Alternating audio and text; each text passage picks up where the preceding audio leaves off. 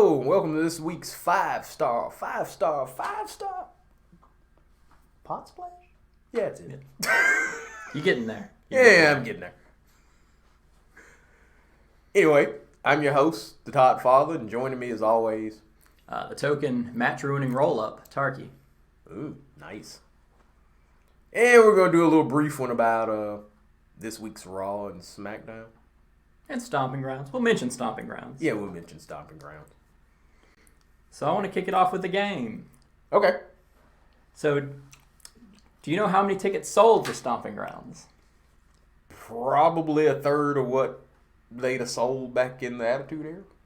So they sold a little over 4,500 tickets. A little over 6,000 people showed up, from what I was told. Okay.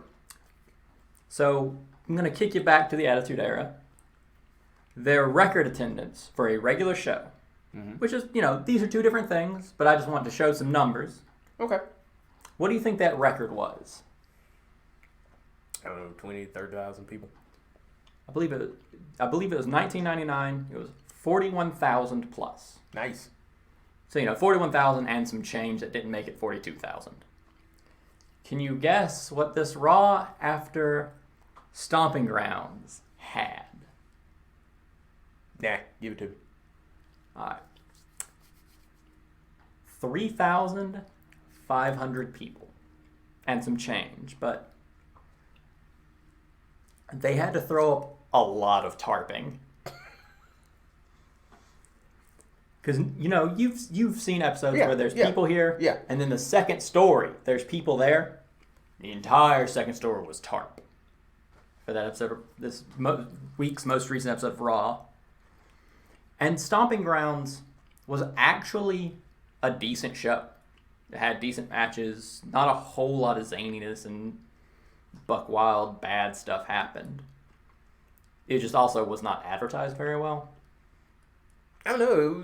There was no real build-ups or anything going on for it, but I don't know. It was every week we're doing Stomping Grounds. It was the typical WWE pay-per-view kind of something. The thing is, they have so many of them now. Yeah, they're not special. I mean, they literally have one every month. So who the hell cares? WrestleMania back in the day was a big deal because it was once a year, and it was kind of the only. It was the one you had to pay for. Yeah. And it was that, and then I think a few years after that was SummerSlam. Yeah, they added them slowly but surely. Hell, I can remember the first Royal Rumble came on USA Network. It was free. The one that Hacksaw Jim Duggan won the first one. Yeah, I remember watching it. Oh man, there's wrestling coming on Sunday for no good reason. I'm gonna sit here and watch this. But yeah, I mean, it's shaky. You don't have the personalities that you had. But that's a big problem with going back to the number game I'm playing. 3,500. There are certain indies, whom I will not name, that have attendance just barely under that for their regular, maybe 1,000 under that for their regular shows. But you might have to come to the hurtful conclusion that pro wrestling is kind of doing like comic books, in that it used to be big and now it ain't. People lost interest in the hobby, or you can always go, well, the quality is a lot different. I think one of the things that kind of hurt WWE is when they went public, they went a little more family oriented, and wrestling, if you look at it in its wrestling history, is pretending to be a blood sport. Yeah, pro wrestling was never really a family kind of thing. It was, people would bleed, and now that being said, racist as hell and all kinds of stuff. That being said, its biggest spike was early on Hulk Hogan. Who was big with kids? Hulk Hogan was big with kids. You had the rock and wrestling era, but hell, I don't even think rock and wrestling really compares with Attitude. When people go kind of your glory days right now, they immediately run to the Attitude Era, where Yeah. The Attitude Era was what got them banned in Huntsville for 10 years. Yeah, but you can't cut that as a section and just go, this is it, this is why it was great. Because the thing is, you drew in a bunch of kids, and as they got older, That's true. Your product followed them. That's true.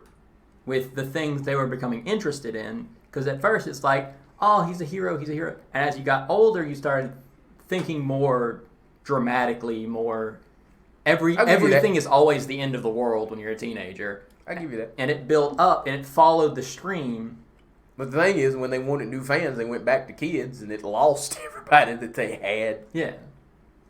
The problem was they just said, all right, we're going to cut and just jump all the way back. And that was a step. That was too big a step that threw a lot of people off. I don't know. You're still talking about a $1 billion company. And oh, yeah. They're still rich as all get out and making TV deals, which is another thing I want to talk about. Did they handle it? I didn't watch SmackDown. Didn't have time. I hope they handled it better on SmackDown than they handled it on Raw this week. Their new rule that they cannot show wrestling during adverts. They can't show wrestling during adverts, which I'm pretty sure they showed wrestling during adverts. I'm pretty sure they did. That may come into effect next week. They restarted 2 matches. Did they? They finished a match, had an advert, restarted a match afterwards. I'm pretty sure when I was watching, I was watching somebody's match and they still had the little window in the window thing. Well, like they had advertising. They had the tag team match that finished, but then also had the same people fighting in a match afterwards in a new match. Oh, no, sorry, it was 4 tag teams. Yeah. Dropped down to 2 tag teams, but they finished it at the start of adverts, and then after the adverts, they started the next match. I want to say when I was watching Kofi Dolph, they had that over in the corner, though. Like I said, I was expecting that to stop, but yeah, I'm pretty sure I saw at least one match. I'm pretty sure I saw a picture in it. Because they also... Another one was the AJ Styles. That was the match that had the picture in the picture. It was... That's because there was a match. It got stopped and restarted. Oh, good Lord. It stopped because Gallows and Anderson came in, interrupted the match. That is right. And Face went, hey, I know I called you clowns 20 minutes ago. Quit being clowns. Go back to Gorilla. And then said, no, I'm not doing this match with Ricochet this bad. He's an old friend of mine. I told him during Stomping Grounds I'd see him tonight. We're doing it right. Restart the match. Okay. And then they cut to adverts. And they came back and restarted the match. But it's just like, it's really like a jarring start-stop. But they also just introduced it. So hopefully they're going to get better at it or drop it altogether, one or the other. I don't know. That's one of those kind of things that, hell, I can remember a mini match where they go, well, where you have like a balance change in the middle of the match where they go, oh, yeah, during the commercial break, so-and-so did such and such. Here's the replay of it. Well, you keep going. Yeah. And that's the thing is that works. Yeah. People are fine with that because there are lulls in activity in a wrestling match. There are lows where you can kind of hit the commercial. Oh, so they're no wrestling during commercials. They're literally at the live event. They're stopping. Yeah. For 2 minutes and 2 seconds while oh, good God, yeah, I was driving in the toilet then. Yeah, that was what I got from it and what I read. I thought they just wasn't going to show you what was going on because, like I said, you had the little picture-in-picture thing where the commercials. You could sit there and watch the match. Yeah, when they came back from commercial. That was when they were ringing the bell for the match. Oh, good Lord. Yeah, it's a weird thing they've started doing. Why? I think it was a call from USA asking them to do it. All right, so WWE on Spike TV again. Ain't like they ain't left before. I don't know, because... They may just write it out because that TV deal was a lot of money. Yeah. And that TV deal is their biggest money maker from what I hear. Because live attendance really considering live attendance is going in the toilet, it kind of has to be. Well, because I didn't get to see SmackDown. I didn't get to see the number of attendance for SmackDown. I'm wondering if the trend has continued, or whether that was just a one shot real bad night. I came into SmackDown late. Like I said, I saw enough to see your favorite tag team backstage basically go, we haven't left, we're still here. We were not kicked out of this country. They didn't throw us out yet. And I went, ooh, Tarky will be glad to see them. They ain't do nothing. Yeah, it's just... Yeah. We're here. But once again, with AEW and a bunch of indies suddenly, I'm throwing the term loosely out competition. But, them going, hey, we didn't abandon our contract. We're still here. That's kind of important to know right now. We didn't Sasha Banks you. Because she's gone. Oh, yeah. She's gone. I don't know if they're still paying or not, but her Twitter's just like, every day is like, yeah, I'm out. I'm out. I'm done. I'm out. This is day 36 of me still not working for WWE anymore, despite the fact they're paying me. Yep. Yeah. And truthfully, in Sasha's case, I really can't blame her. Sasha she could win the belt. She couldn't hold the belt for crap.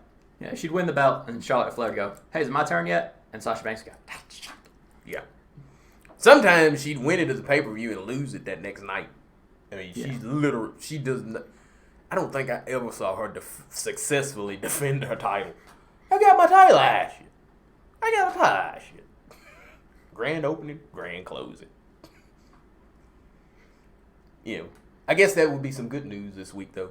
Charlotte Flair's not champion. Yay. Yeah, Becky Lynch is still a champion, and Bayley is still a champion. I don't care about that. It's just that Charlotte Flair's not champion. Hey, look. And I didn't see her wrestle this week. Yay. But you did see her this week. Actually, didn't see her. She was... Oh, wait, no, that was at Stomping Grounds. That's my bad. I didn't see her. At Stomping Grounds, she was one of the people that congratulated Ricochet. Oh, she was in a crowd shot. I do want to mention that, though. Hometown boy made good. Paducah's very own champ. Woohoo! Who doesn't claim us anymore, you bastard. You got to claim a bigger city now. Well, they didn't claim anything, but by God, Paducah needs love, too. Hell, that's what made me a fan. I didn't know Ricochet existed in this world. And another buddy of mine that's into wrestling went, hey, did you say you from Paducah, Kentucky? Yeah. There's a dude on NXT that's from your hometown. What? And I start watching him. Other than that, I would not be calling my dad, hey, hometown boys on TV. And Dad, who does not give a damn about wrestling, will watch Ricochet's match and then go on about, life.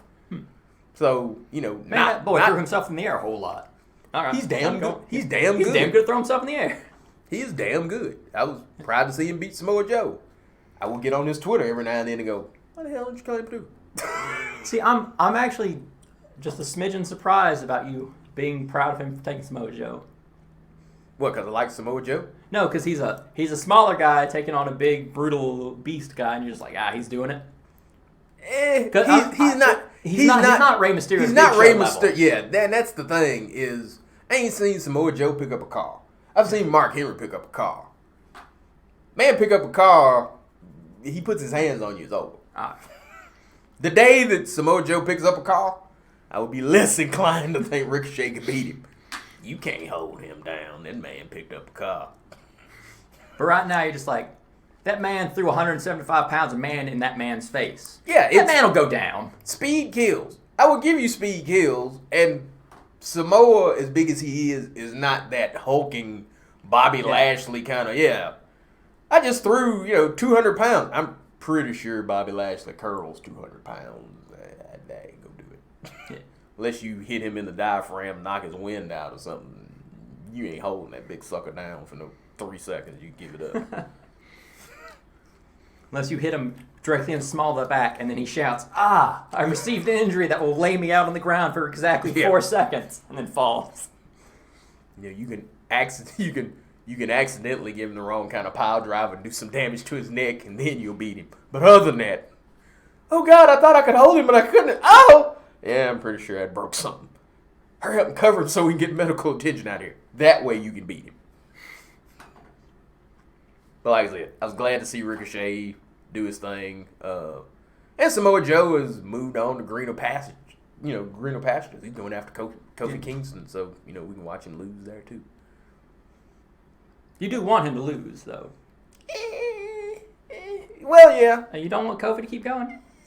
Well, Kofi kicks a fair amount of ass, which I'm enjoying. I'm enjoying watching Kofi beat the living hell out of people. I am surprised that he hits Trouble in Paradise about like people hit stunners, which I think is neat as shit, because that was my one big worry for his reign was like, his finishing moves awful damn complicated. That don't seem like something you could just kind of hit out of nowhere, and Kofi hits that damn thing out of nowhere. That's neat. You know, I'm glad to see him do it. Joe is one of my favorite heels, though.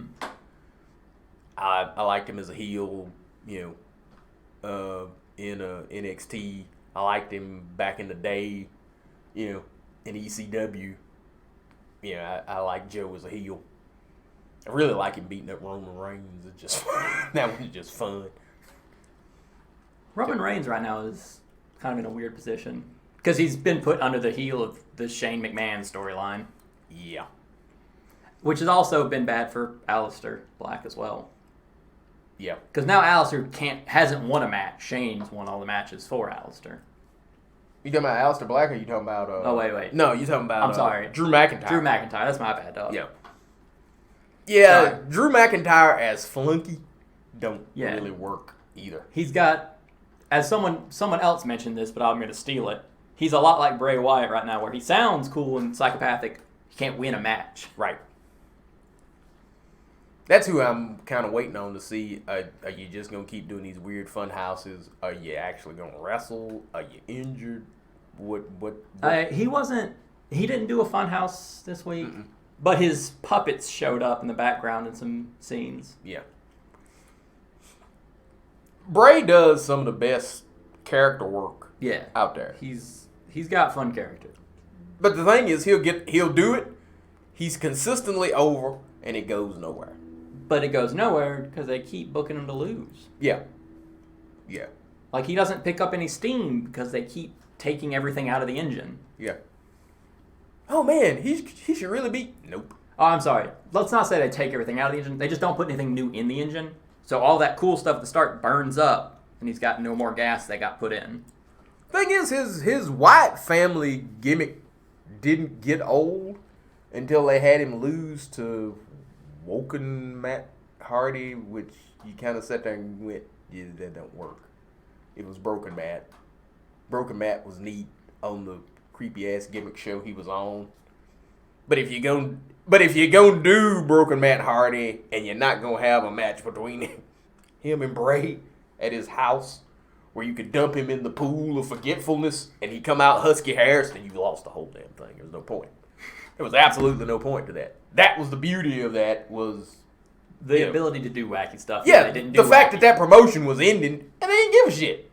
They just basically went, you want to do something where, we throw you in the swimming pool and you come out an old persona? Works for me. Well, that was Matt just being like, I just want to make a character now. Yeah. Because Matt has really only ever done Matt Hardy. That's true. But, he became broken. Hell, he took his brother's name. They had tag team matches where if the Hardy Boys didn't win, the Earth was going to be hit by a meteor. Yeah, there's all kinds of stuff. Crap. You had a volcano appear in his backyard. They threw opponents into an active volcano. I mean, WWE don't have the balls to do that. Yeah, it's that's the kind of stuff that comes from this promotion is ending. There's probably like 15 people watching, and as a result, everybody and their mama was watching because it was a train wreck. It was like, they just said to hell with it, didn't they? Yeah, but that train wreck made money. The train, like as that single storyline of the Hardys. The desperate train wreck was entertaining as hell. Yeah. But when you try and take that to the WWE, it ends up doing like the NWO did in WWE. It don't work. Well, really, it's because they washed it out and they weren't allowed to bring. Right. They both weren't allowed to bring in a whole lot of stuff and probably didn't want to either.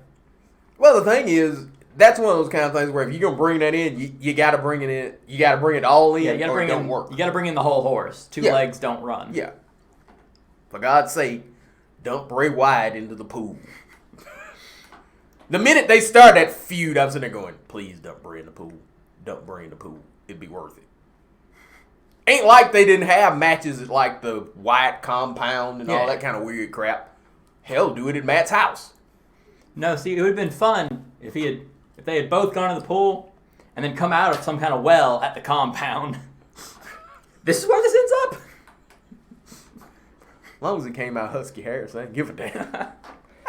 What happened to the buzzards? All right. I'm so clean. We've gotten way off on something that we enjoyed, but... Which says a whole hell of a lot about the current state of the WWE. Let's talk about when this place was imploding as opposed to what happened last night.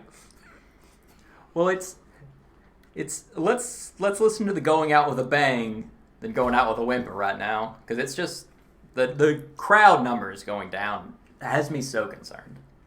The thing that has me concerned was the Undertaker showing back up. Yeah, I put that to the side and tried to put it out of my mind. That man gonna break his hip. Because, like, there's no explanation for it. Mm-mm. Well, they've got time to explain it. I'm betting you, if my wrestling sense is true, it's going to be the whole thing of, you know, how Shane's been running around talking about, it's my yard now. It's my yard now. Because, you know, as Roman Reigns said, after he beat The Undertaker, it's his yard. And it's probably The Undertaker showing up, basically go, yeah, you didn't earn it. That would be my guess. You have not beaten somebody to say this is your yard.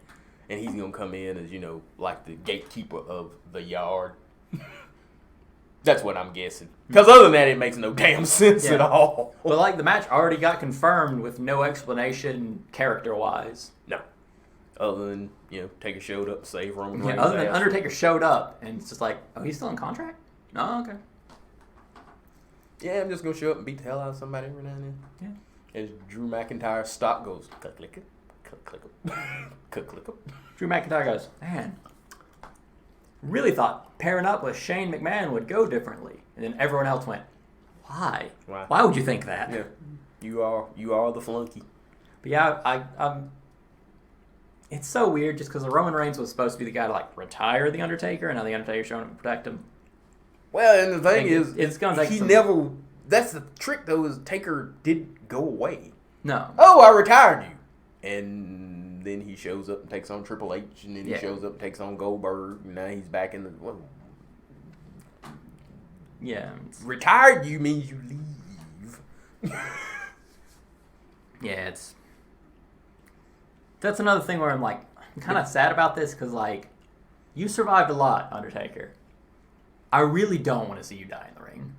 No, and truthfully, I don't want to see him have more him versus Goldberg matches, because then that's the last time you see him, and it's like it just kind of sucks. Yeah, you know, don't diminish my memories of you by staying in that ring too long. It's you know, it's kind of over. Yeah, you know, you had a great run. It's over. Yeah, let the younger, less talented people do it. So they become more talented. Well, just so your greatness shines even brighter. Oh, God. You see that knockoff Undertaker? He completely sucks compared to the... His pyrotechnics and lightning aren't nearly as cool. They cut off the fog machine halfway through. What the fuck's with that? You reek. You know, pyrotechnic hit in the face, and he went to the hospital? The first week, my Undertaker went in the ring and just poured water on himself. You know, the first time I saw Aleister Black, I was sitting there going, man, Undertaker should totally steal his entrance. It's so true. Ooh, you know who would be cooler coming in like that? The Undertaker. What about Aleister Black? Fuck him. What is he, some creepy devil worshiping Swiss dude? Get the hell up. No, he's Dutch. No. Austin Powers' father would hate him. Never mind. Can't stand intolerant people and the Dutch. All right. Before we go off on any more non sequiturs, do we have any last statements we want to make? Seth Rollins gets to wrestle with his girlfriend. Yeah, that's lame. That's a weird. It's a weird match. Having the two champions wrestle together is neat. Who they're wrestling, lame as hell. Baron Corbin's getting pushed for some reason. Some reason. I'm guessing no gag reflex like Brock Lesnar. or the executive knee pads. One of those. And Lacey Evans is just out of nowhere for me. Probably the same reason, no gag reflex and executive knee pads. She's got the lamest damn finisher I've ever seen. Because it don't finish people. That's the whole point. What's your finisher? A woman's right. And then they get right back up. Nobody gets up from a stunner while you're still in the ring. They hit you with the stunner. You're out long enough for you to leave. And then you kind of come to. The woman's right ain't shit. She's hit Becky Lynch. God knows it. It's the woman's right. Becky Lynch goes down, gets right back up. Oh, yeah. It's like, drink Guinness hits me harder than this.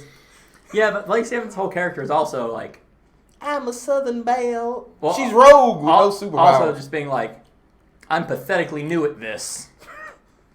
I'm a real lady and I hit you with the woman's right. And was that it? Go to the big show, ask him what a WMD is, and then learn what a real fist can do. Go to big show, get on what an executive strength steroid it would take you to get to be that size and make your finisher believable. Or get the writers to tell the people that you hit with the woman's right to stay down more than 2 seconds. That would be nice. And I almost wonder that they don't like her or something because they don't sell it. Oh, the woman's right.